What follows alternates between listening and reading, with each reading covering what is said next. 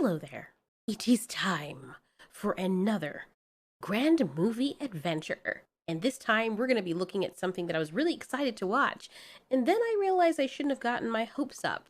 You see, there's some really cool alien movies on here, and I found one that was eerily like Alien, the alien that we know and love with the xenomorphs. A new breed of predator. Nope. I know, I'm probably stupid for having this much faith in these types of movies. But you can tell that they are so heavily inspired by Alien, with how they do their intro. Alien 3000. I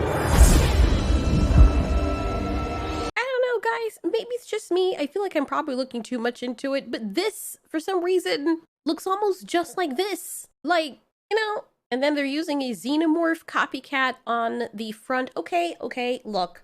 I will give, let's see where this adventure takes us. Of course, you have these people making love, and then there's an earthquake. Their friend who is spying on them decides to go check it out. It's a cave, like the earth has opened up. You already know that when people try to go into caves that they've never seen before, that spontaneously had an earthquake right when they're by it, it's usually up to no good. They cannot see the end of the cave. Nobody's ever gone past the entrance. Then they find gold. Gold from many centuries ago.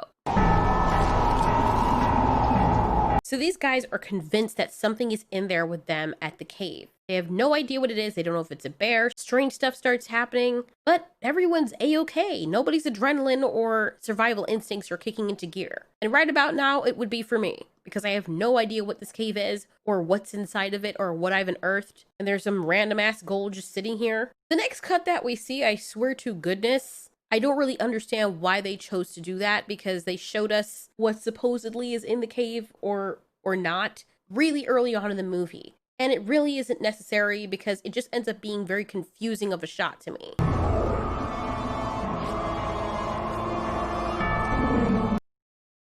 Why are they cutting back to this thing, which, by the way, looks nothing like a xenomorph? Looks like a shark got infused with a sewer monster. Which part of that looks like a xenomorph? I'm sorry, am I missing something? Okay, so maybe that's what they intended for it to look like, I guess. But they're not fooling anyone. Nope, still looks nothing alike. Well, this wind is blowing, and wind shouldn't be blowing from the cave, because that's not freaking normal. So why are you still standing there? Natural selection at its finest. Look at that, there's something down there. Looks like it's coming towards us. It's coming this way, man. What's that?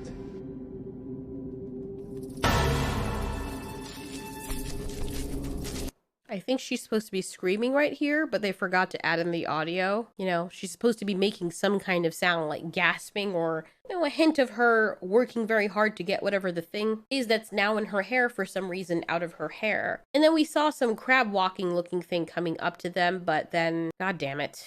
My thing is, why are you still in the cave? My first thing would be to get the hell up out of that cave as fast as freaking possible. Not to stay there and say, wow, there's something in here with us. I wonder what it could be. And then sit there and get slashed to pieces. Everything that happens to the people in this movie, they deserve it.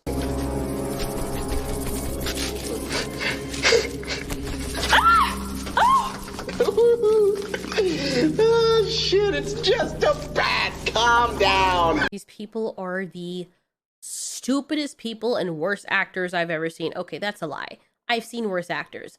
But Jesus Christ, the cringe is so palpable in this movie. It makes me feel like a ghost. That makes no sense. And by the way, you didn't even know what it was. None of you made a move to try and help the poor girl. She's so shocked beyond belief that her audio track completely went silent while she was getting attacked. And nobody tries to help her. And why doesn't she run? Like, your first instinct would be to run and get the hell up out of the cave. Everyone's still in there. And yeah, it's just the bat. What if the bat has freaking rabies, you idiots? I get that they wouldn't want to risk their lives by touching it. But, you know, yeet her out of the cave. Take your foot and do a This Is Sparta in her back and push her the hell out of the cave to get the bat to dislodge. Am I the only one with protective skills for people that I love? But then again, who said they love her? So all is fun and games until he gets scratched by something that nobody sees. Because even though this is called Alien, and they're copying a lot of things off of Alien, this movie is actually an inspiration of Predator. There's another thing that I noticed that's really freaking hilarious. The girl's audio track goes silent, but then when her audio track is enabled, the other guy's is silent, almost like they have only 2 voice tracks for this movie. Oh my god. Here she's supposed to be at least saying something, doing something, because, your adrenaline is up, you're supposed to be breathing hard. Wait.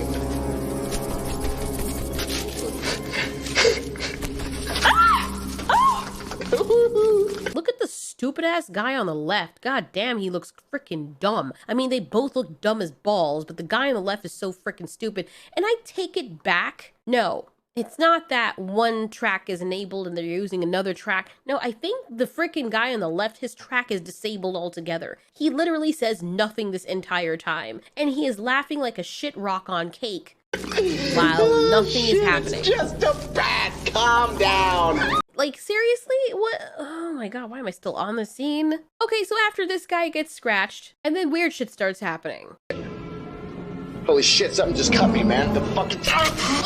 By the way, if something cuts you and you didn't see it, why are you still in the cave? Why didn't you just leave? Where are these people's survival instincts? Then all hell breaks loose and this alien thing that's invisible starts to chase after the girl. It's hilarious because when the guys get skewered, the other guy is like flattened and thrown into a freaking rock. It's hilarious. Thing is invisible, we can see it, but they can't. This girl wakes up in an insane asylum. At first I thought it was the same girl, but no, it's a completely different one. Look, they're using courier. Not hungry.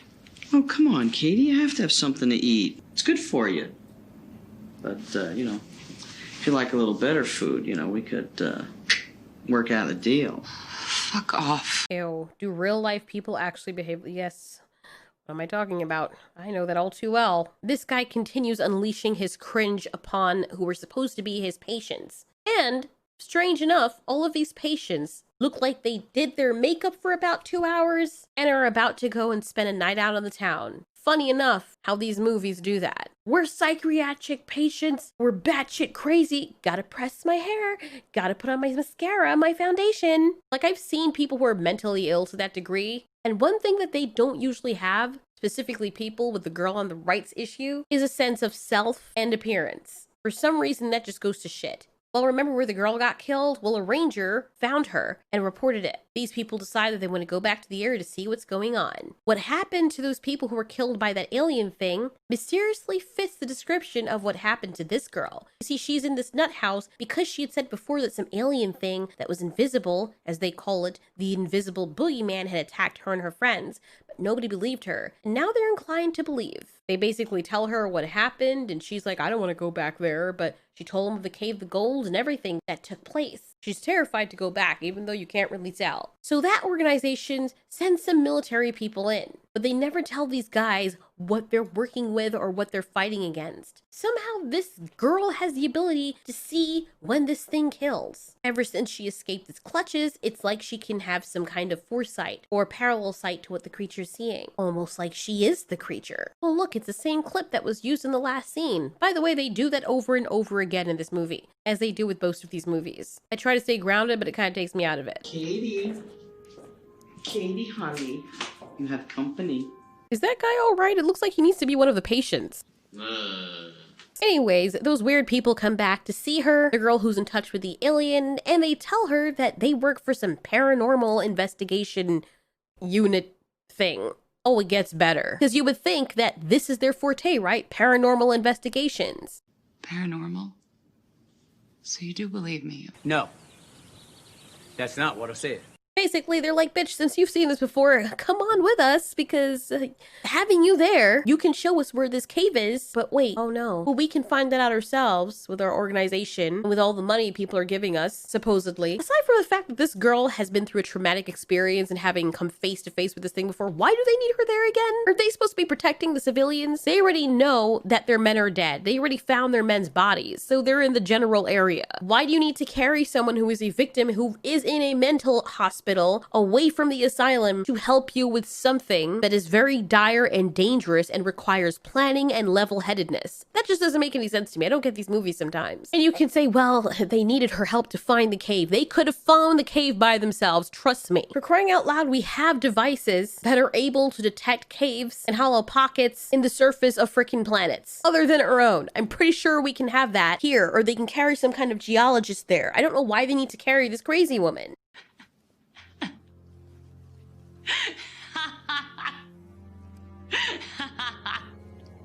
Okay, I'm only concerned for this woman, not because she's laughing, but because her laugh sounds fake as hell. I am forcing myself to laugh. I don't know why. It's not in the script. Jesus, her laughing, her attempt at trying to laugh is almost as cringy as the movie itself. It's gonna get me anyway. I can't escape it. It's in my head. And I'm as good as dead in here with all these fucking freaks, so fuck it. So wait a minute, this is the same girl who was terrified for years in this asylum. I mean, this thing haunts her freaking dreams, literally. And then she's like, you know what? I'm gonna go and face it. What? I mean, she is in a mental hospital. You know what? Whatever. You brought this upon yourself. You're the monster.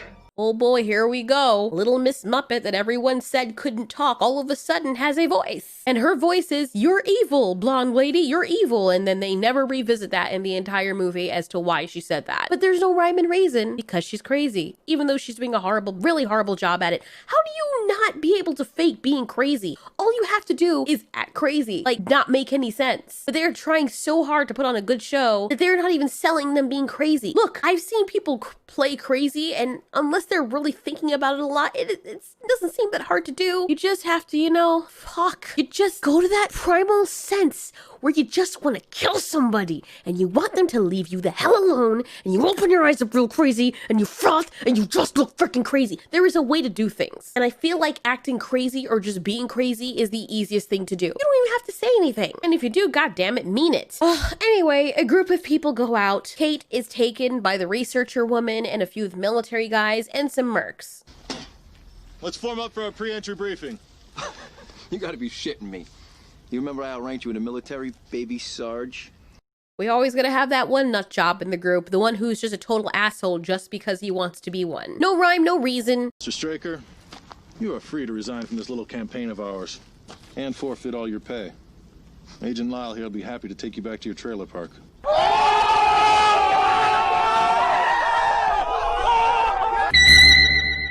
Why did you agree to take orders on a job where you know you're not going to be the leader and then get upset because somebody else is the leader? What is wrong with people, man? This guy is so dumb. But you know what? He's not the most annoying character. Like I said, in every single one of these movies, there's got to be that one. There's got to be that one character that just wraps the invisible phantom claw of annoyance tightly around your neck, but also inside of it at the same time, like it's fisting your esophagus. But somehow it's going through the opposite end of your body, so it comes straight out through your ass with sharp-ass fingernails splayed out in a frickin' high five. And it's this wench right here.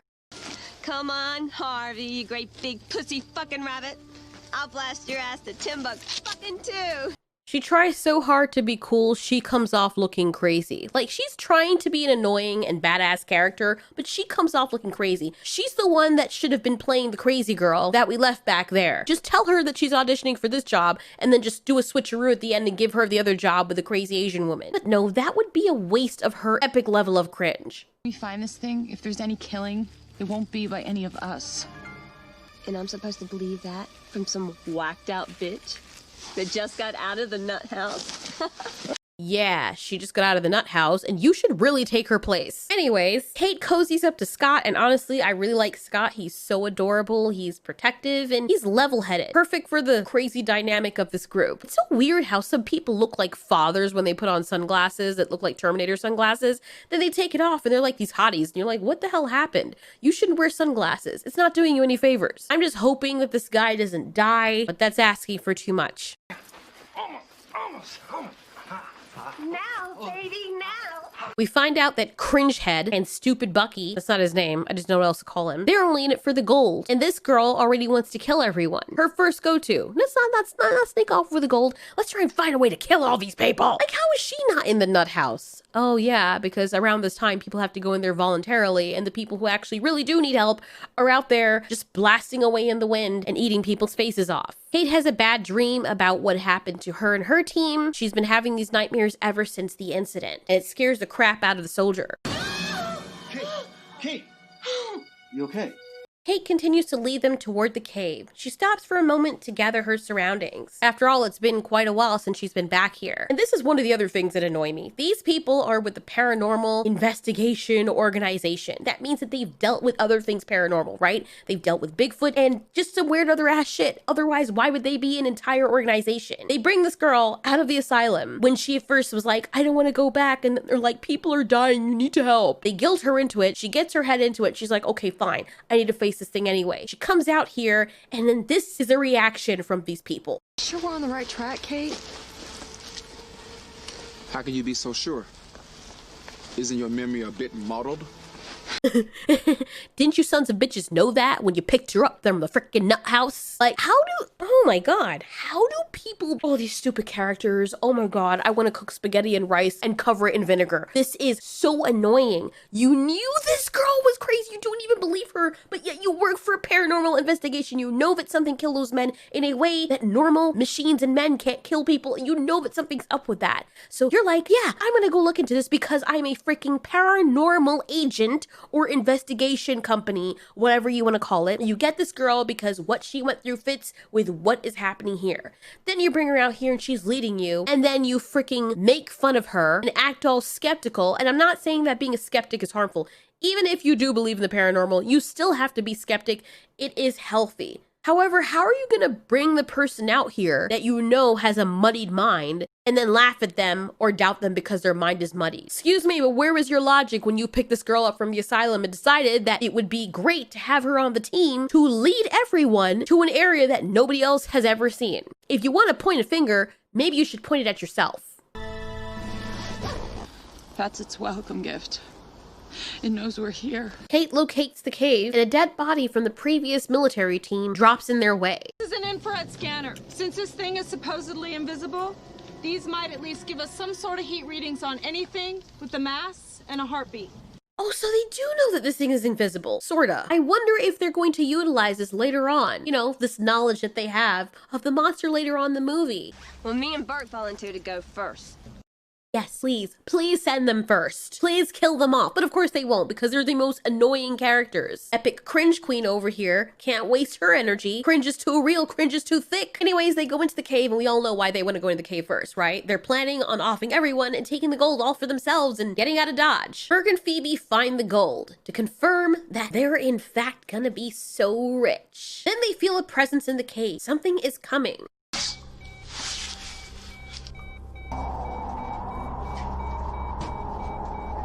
You know what I really don't understand?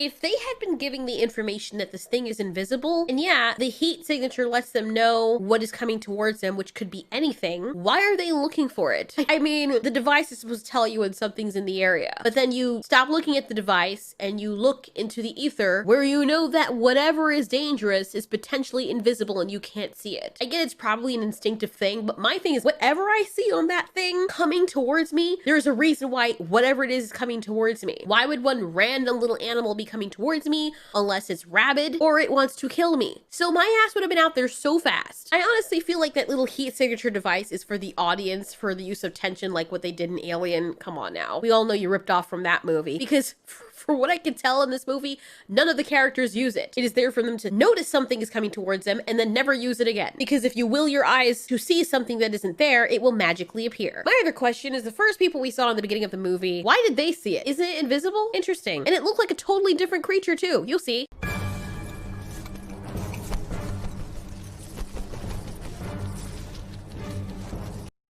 Why are they?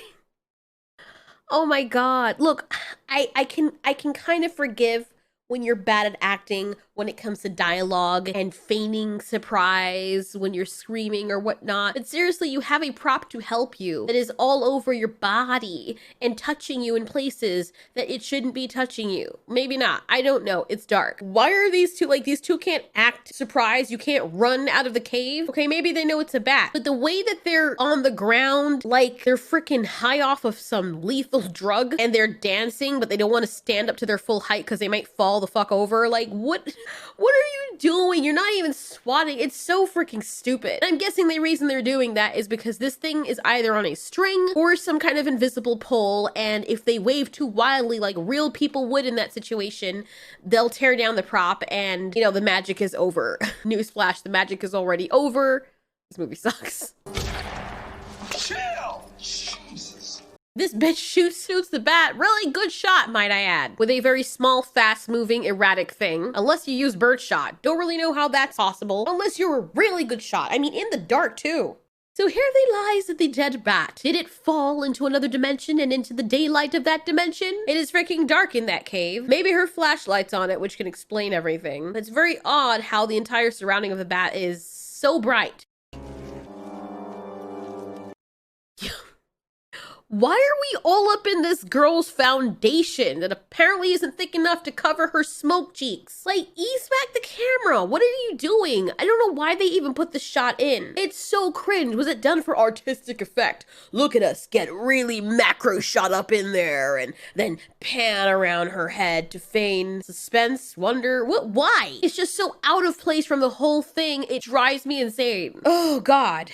Man, give me a fork full of 90-year-old cobweb dust, because I need something to catch what I want to come out of my throat so badly. Anyways, the team leader's like, we should move our base camp away from the cave. Don't know why they didn't think of that in the first place. But they set up the machines, and they're ready to wait for the thing to make its appearance, or not. Lyle goes into the forest, far away from camp, to go take a poo, and that's the reason why his attitude has been so salty, because he just does not like being out in the woods and in the situation. I think I just get an idea that can buy us some time.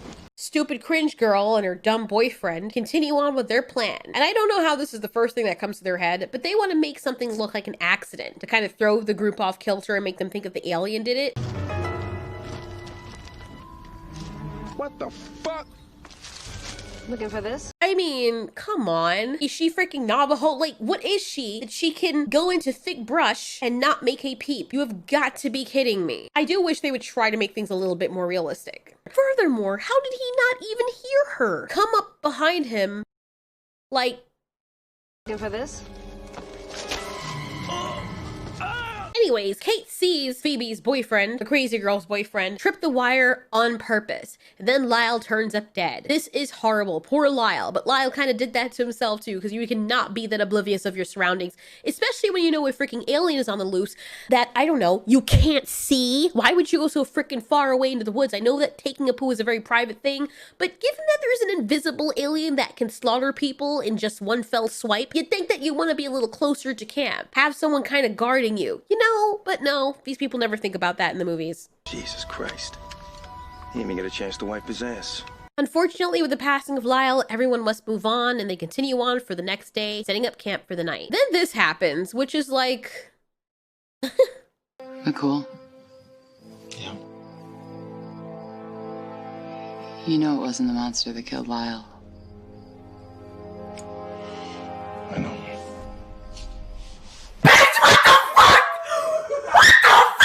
I'm sorry. What? Bit confused. Do Black Lives not matter in this movie? Because I think it's, in this case, it's kind of evident. By the way, you realize that one of the guys in their team killed that dude on purpose. There, I know, darling. It happens sometimes. What the fuck? No one sees anything wrong with that. No, and mind you, the research lady already knows and suspects those two, the crazy woman and her boyfriend, of wanting the gold. Crazy boyfriend trips the wire, but no, everything's totally fine. What the hell was that writing though? Come on. Mind you, also, the guy that she's sleeping beside is the team leader for this mission. Okay, yes, it just sucks to be Lyle. Can't even take a shit in peace. The next day, the alien monster is like, all right, I have had enough. No one's coming in this cave. I need to go out and see what's going on and skin me some humans. I like cutting through their soft, palpable flesh and all their lovely, warm, Play-Doh-like guts, squishing between my alien scaly fingers as they slide between the crevices of my scoots. The residue of their blood will bathe my insides, and when I go back to feed my children, they'll lick off the residue of human pus from my epidermis. Maybe he's not saying all that, but here's the thing I can't understand, right? These guys do have the device set up, and they're outside. We see the footprints in the sand. And my thing would be like, okay, if I know something's invisible, how can I see it? Everyone's like, oh, we can use the paintballs or, you know, the paint gun like the one guy has in the team, or we could throw sand on it. But no. Everyone knows that the thing is there. No one thinks to look into the sand. Right? No one, I mean, unless they think this thing's freaking floating, but no one has the bright idea to look on the ground to see if there's a disturbance where its weight rests. Jesus Christ. Even the girl in Invisible Man did that. Every other movie I've seen where something's invisible, people have the bright idea to either turn on the water sprinklers or put something on the ground that they can see the thing's footprints in. That never occurs to anyone in this movie. Not one person. Not one. Odd that there's still no fixed rigor. I want to be done with this. So we meet the science lady, the girl in the beginning. You probably don't remember her, but she's the one that wants these guys to go on a mission so that they can capture one of these things and bring it back so they can study it. Because there's an alien-like entity. We need to figure out what it is to know if we should either protect ourselves against it or harvest and eat it like we like to do as humans in some parts of the world. My first thing is, you're a scientist, lady. You don't have a protective suit. You don't have protective gear, respiratory gear to protect you. You're so disgusting. I don't know if they did this on purpose, but she's holding a pen in her mouth, right? A pencil, sorry. Lápiz. The same pencil you're using to prod this thing with. First of all, that's not sterile. You have a specimen in front of you, and you're going to use a lead from a pencil to poke around in its DNA. What the fuck are you doing? And then you're putting that pencil in your mouth. Not only do you not have respiratory gear or goggles, you don't have anything to protect your hands as you're pissing around in its body. You goddamn dummy. Oh my god. You don't have any quarantine measures in case this thing escapes. What?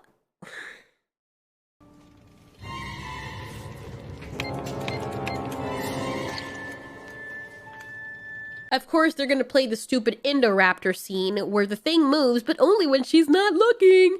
And of course, she was touching it with her hands. She's putting it in her hair. She's putting that same pencil in her mouth. She's just asking to die. She's doing all the wrong things. It's not even freaking funny. Then she's like, I thought I heard something. Let me put my face right up into its fucking nuts. And then let me take my pencil yet again and take my hand and kind of poke around with it with me sniffing in its spores. I was just begging this alien to kill her, and I'm so glad it did, because you are what is wrong with the world, you stupid idiot. I don't feel sorry for you. Choke her shit out. That was Nancy Pelosi for a second. Anyways, the thing uses her as a puppet to speak to the humans. My thing is, it can communicate, I'm guessing, only when it's launched into this person. Whatever, kind of cool, whatnot. But then it has the bright idea to threaten the humans when it's in a vulnerable position. We also learned that it eats gold, which explains why there's so much gold in that cave. The fuck do you want?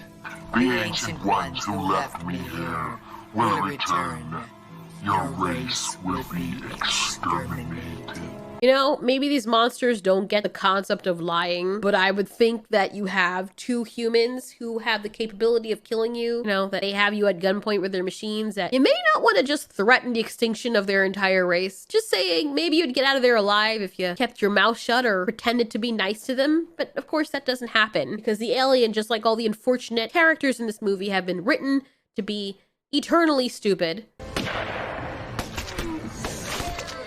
Anyway, a whole bunch of action ensues, and they start fighting the monster. They can't really see it, but they hear it, and they use Kate as bait. Now that they actually believe her, the Phoebe crazy woman is like, yeah, she should be the one to get killed. Use her as bait. Kate thinks it's a good idea. Fuck of a lot. I say we use the bitch for bait.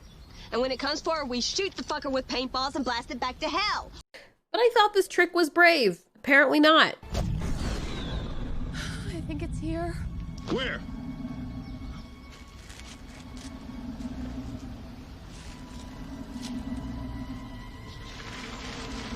Well, first of all, why is it taking her so goddamn long to bend down and pick up the sand? Within that time, the thing could have chomped her freaking head off. And those people behind her are really bad at protecting her. Because then what happens next makes me not trust people. This is the reason why I do not trust strangers. Especially when they're like, you can trust us. Kate is kneeling down because they're like, where is it? She throws the sand in its face to show them, hey, here's where it is. Then she bends down, the thing stands up over her. I'm presuming it still has sand on it because then, I don't even know. I don't even know, dude. But they know that it's in front of Kate. They don't tell her to move. You're supposed to protect the civilians. She's gonna be caught in shock. Civilians act differently depending on what situation they're in. So you should be like, Kate, move! But no, they wait till the thing slaps her in the face, which could have easily have been it stabbing her. I don't know why it keeps her alive, but that could have easily happened. And only when she gets attacked do they start unleashing all hell on it. Things start to look hopeful because a team was sent to pick up those mercenaries and the civilians.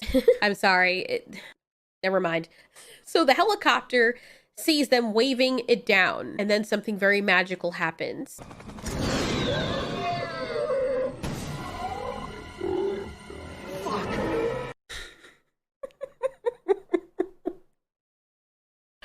Holy shit, man, this movie is killing me. Oh my god. What? First of all, the windows, is that supposed to be the control? What is that supposed to be in the middle of the freaking screen? Is it supposed to be the helicopter? How does this thing jump so freaking high? But for the rest of the movie, just the inconsistency, man. The inconsistency is so freaking inconsistent. Oh my god, no. And also, why are they looking on the left side when the creature's on the right side? Prithee tell. Oh my god, what is happening right now? I am so freaking tired, you guys. Oh my freaking god. I can't do this. We're gonna rush past this. There's so much goodness in here you have to see for yourselves. The helicopter crashes and kills off the research lady, and things are not looking so good right now. Nobody else is going to be sending out a team anytime soon because that was supposed to be the team that was supposed to rescue them, or at least supposed to bring Kate back, and some of them are back. Now, well, it sucks to be them. Kate picks up a gun and she threatens the two crazy people to leave the gold because that's what the alien is after. It has a limited supply of food, even though it's had stuff from what it said it was here for 3 centuries. So I don't know why it still has stuff or gold back from that time when it eats it, unless it only like licks it like a lollipop every 100 years. I don't know. But you'd figure some of those older relics would be gone by now, you know, like last century's dessert. McCool, the team leader, tries to keep everyone together, and he's like, okay, it's cool. Let's just all stick together. We're all in this together anyway. And then surprise, surprise, the 2 helicopter pilots, miraculously, they're alive. Don't ask me how. And of course, because we can't have nice things, Hot Soldier guy gets his head ripped off before he could even make it anywhere. They haven't even been walking that long, and the soldier just loses his freaking head, literally. 2 helicopter guys, we think there's a reason why we're following them, right? But no, there's no reason. They just both died. They both are like, we're gonna fight you, this alien thing, when they come into contact with it, and they just both get sliced in half. So there was literally no reason for them to survive or for us to follow along their story, because they're dead. And even if they found them anyway, what were they gonna do? I mean, there's some choices that they make in this movie that just don't make any sense. They find a military truck. I'm guessing that's what it is, or that's what they're trying to make it look like. And they're like, aha, we get to get away from the stupid alien with all their gold. Don't know what's with the transitions in this movie either. Like, some of the transitions that they do in this movie make me feel like I'm watching a PowerPoint slideshow. And then guess who follows them? Who's not even in the scene? Guys, we get one hell of a chase scene. This is the most action we have seen in this movie. Crazy Wench is just throwing dynamite. And we've seen this clip in this entire chase scene about 3 times, by the way. Oh my goodness, cringe. Oh my god, what is going on? I'm not even cutting the video. That's literally how it is. By the way, do you notice, you guys? The truck is freaking One Punch Man. It goes from looking like a freaking egg-headed cartoon character to an anime Adonis that you want to sleep on in pillow form. Here's the truck they got into, and here's its final freaking form. Jesus Christ. Whew. The movie actually ends with the crazy girl trying to redeem herself. She took the gold and ran away. Of course, her boyfriend double-crossed them. And she's like, well, I'm gonna take the gold while you stand up there and decide to face the monster on your own. Then she comes back and tries to help. Before she can swipe, the monster takes her out. Eat crow! No matter how many grenades they pull at this thing, it just refuses to die.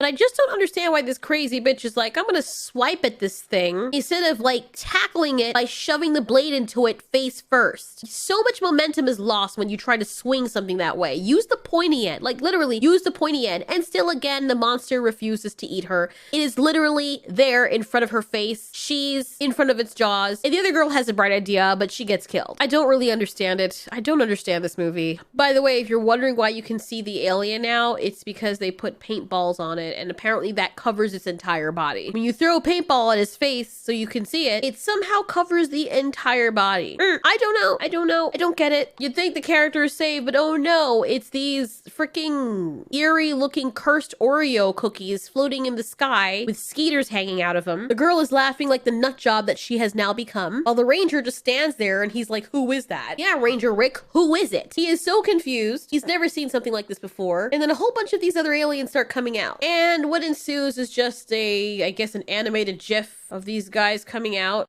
Like, it hurts my eyes to watch. It literally does. Jesus Christ, this is such a freaking bad movie. Maybe for the audience, this is so bad that it's freaking good, but it gave me, oh God, I'm literally having a migraine in my eye. I feel like my breathing is restricted right now because I am just caving in on myself. Trying to keep it together watching this. And mind you, as the movie continues, the monster looks nothing like how it initially looked. It looks nothing like how it looks on the cover, which looks like xenomorph. And it went from looking like one thing to like a frog, fly, anglerfish thing at the end. And it was started off as a spider thing. It's like they didn't know what they wanted this movie to be. And halfway they were trying to brainstorm what the monster should look like throughout the movie, but they were doing the brainstorm in the film itself. And then at the end, they're like, you know what? This is it. This is it right here. Oh God, have mercy. Well, that was it, you guys. That was Alien 3000, or as other people would call it, Unseen Evil, or Unseen Evil 2. I'm done. Jesus. Oh my God. I have nothing else to say. Thanks so much for watching. This has been Ultiori. You ask, we answer.